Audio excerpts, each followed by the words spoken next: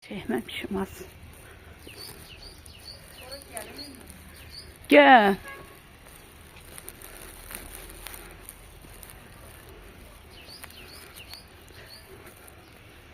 Ora nedir?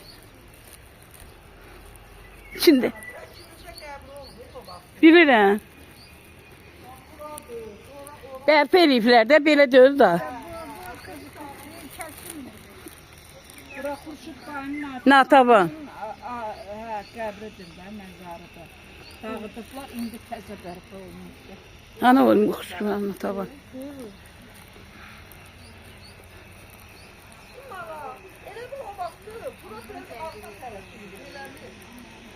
Uşaqlar rəqs eləyirdin. Hə, bilirəm.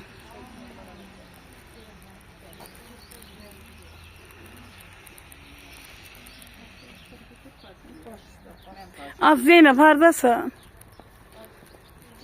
Az mən də bunların içində çəkin də, elə müqəvvə diyorum, gecələ hara getmişdim ben. Yo sen dur, sen dur. Vereceğim Yakut'a. Yakut gel buraya. Az hara qalsan Zeynep, şu an çəkirəm burada. Hələ Zeynep'in oğlunu sizi burada saxla. Burada saxla.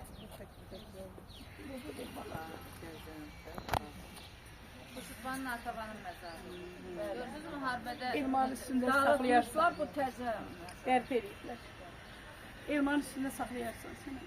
Gətir saxla. O da şehitlərimizin məzarı. Musa Tural da gəldi. Can.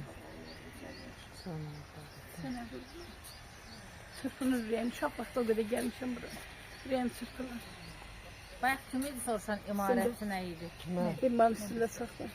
Ha, Mən dedim əvvəlcə.